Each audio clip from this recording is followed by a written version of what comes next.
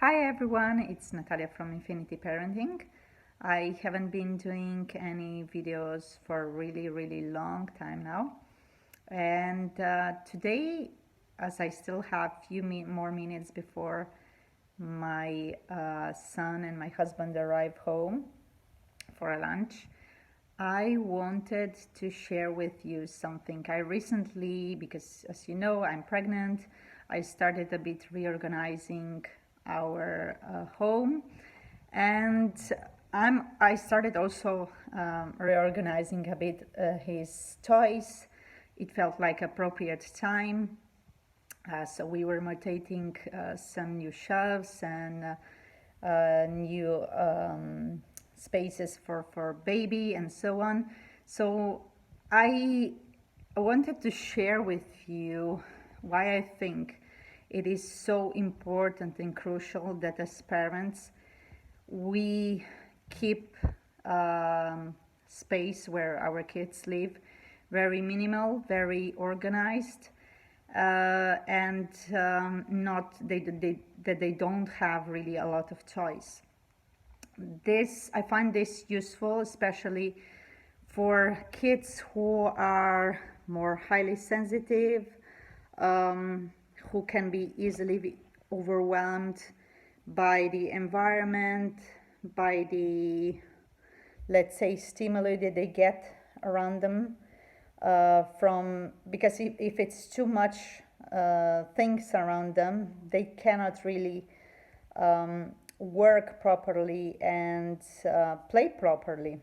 And so yeah, this is, otherwise I don't follow really Montessori principles at all, but I found I never really was actually studying that, and I never really had time, unfortunately, to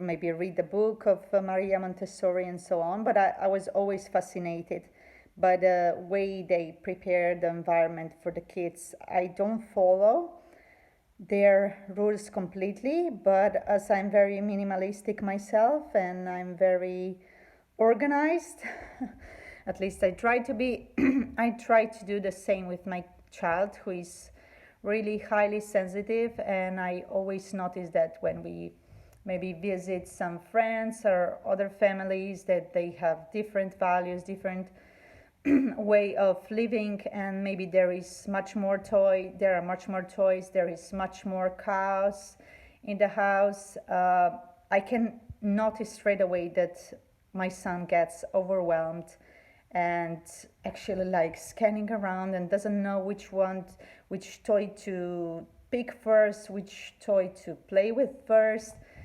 So this confirms, at least for me and for him, for our family, that the solution to keep the play area at home minimal, clean, organized, works, because it works for him. He can handle it. If it's too much, he just cannot cope with that and can get overstimulated, and if he becomes overstimulated, he will start to react, throw toys, and just wouldn't play with any for longer period of time. So what we like to do is, even when he plays during the day, we create time, or we create opportunities to say, if there is just a big mess, and we notice that he's not playing with anything anymore, and he's just trying to play with this, play with that, and he's not focused on his play anymore, we just introduce like kind of timeout. Not timeout in the sense that he will get a timeout, but timeout, okay, let's tidy up, I will help you, or can you do this by yourself? And we tidy up a bit, and then we restart. Okay, now what do you want to start to play with? What do you want me to play with you? So we even at the evening before going to sleep, if he's not too tired, if we have enough time, we like to introduce him to the space or the time, some time frame that we say, okay, now it's slowly becoming darker, it's the end of the day, let's tidy up, let's move on to some more quiet activities. So yeah, this is what we do. We like to keep it simple, keep it minimal, keep it organized, and keep him involved in the tidying so that he understands that sorry, so that he understands that he's responsible for his toys, and when he doesn't want to play with something anymore, he can just simply say, okay, I'm done with this, let's tidy up and pick something else. And I will just show you quickly how I organize his space so that he knows exactly where he has his toys, where they are located, which toys he has. There is never one or rarely one gun, so he can think about one and not then be overwhelmed, like, oh my gosh, I don't find that car. Mom, I want that precise car. So because he knows where he can find it.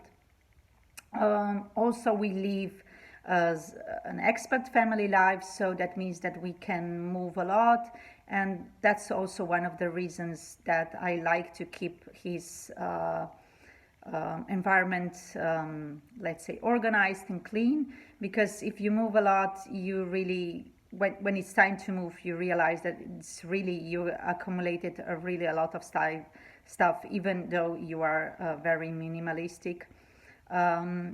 Especially a lot of, with kids, a lot of toys, a lot of clothes. Of course, some of them you can donate, sell, and so on, but still it's a lot of things to move around with.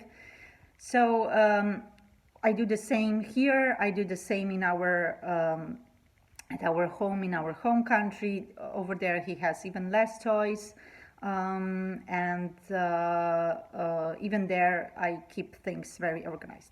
So I would just share my screen. So yeah, this is his play area in living room, and I like to keep everything organized and separated. So this is the bin with Legos. Quite of them are missing because he was doing one project and building something. This is just the Lego Duplo trucks. Here are the Brio things and the Brio trucks. And then he has some dampers and excavators and other things that guys really like. So yeah, here he has some tools. He likes to drill and yeah, just playing with tools. So he has his own thing with like helmet, the screwer, the walkie-talkies, the real ones, the drill, so on. Some of his projects that he likes to build. This is kind of binocular. Some of his cars and airplanes and trucks and so on. Here are some more with some garage. Here are some of the Lego projects. He likes to build, but then he doesn't like a lot to play with, so he likes to build and then rebuild, and then we demolish it and he starts again. He's not the one that he would like to build something with Legos and then exhibit it like forever and play with it forever. He just likes to build it again. Some of the books, these are actually some of the when he was more little, but some of them he still likes. Some of them are in Danish, like this one, for example, and this one. And these are the books that he likes right now the most, especially right now this one.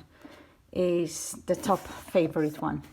So if we move on, some soft toys, some of the things that he likes to do, like he wanted to cut this car from one of the catalogs that he has. His hat, his Legos with the manuals. Sometimes he likes to just pick up the manual and build with that. We had really a lot of Legos, but then we realized that it was too much at once, so I removed quite a lot of them and just left those that he was playing, because if kids have too many manuals to deal with and too many Legos at once and they like to build their own stuff, then they cannot really concentrate and find every piece for one, let's say, thing, to build one thing from the catalog.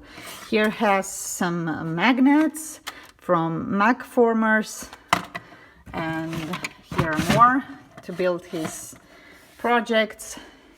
Here is a basket of various stuff that I really like. For me, it's like a trash bin. But yeah, sometimes some nonsense things have to. Although I find this kind of bins with things really unuseful, and this is what kids maybe play with just for a few minutes and then they just throw it away and it's a mess. And here is the piles of his catalogs and construction catalogs, car catalogs, and some things for drawings. And up here we keep our personal stuff too, like cables and all the things like papers for the art projects, and then some more for in here, so that I have everything organized, and then Play-Doh and glue and things to draw and color. And up on the upper shelf I have my books, just some of them, not all of them, and just our stuff. And yeah, of course we shouldn't forget his car, radio controlled car. And over there we keep his, like, he likes to exhibit his projects, what he was building, and board games. Yeah, board games. So every time he wants to play something, he can just easily access any of the shelf, any of the drawer, and just reach for whatever he wants to play with. This is basically it. He has then his own kitchen too, and his bedroom is pretty much clean. There are no toys, so that his sleep is not disturbed. And yeah, otherwise we like to play outside. He has some toys outside, his bicycle, his scooter, and so on. But I think it's really important that, as you can see, my child doesn't really have a lot of toys at all. And I find out that the more you buy, it doesn't really necessarily mean that your child will be occupied and you will have more free time because of that. It's just that you need to find the appropriate toys for their age, and for, most importantly, for their interest. And just keep that what they like, and keep it minimal, keep it organized, keep it tidy, involve them in tidying up, involve them in the whole process of the cleaning, the organizing, ask them where they want to put something, and so on. So that's pretty much it, what I wanted to share.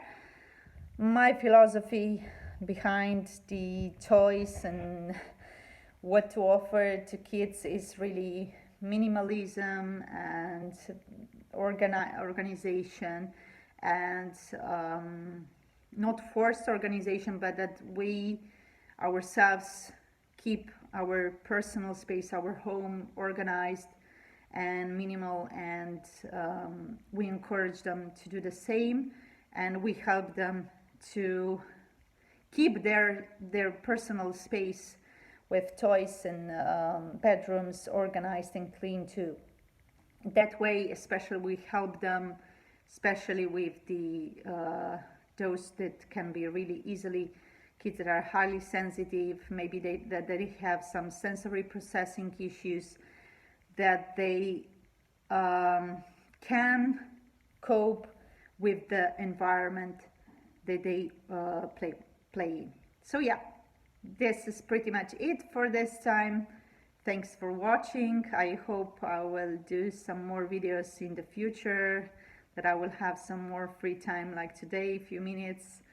So thanks for watching. If you like it, thumbs up. If you don't, if you have any other comments, questions, just write me.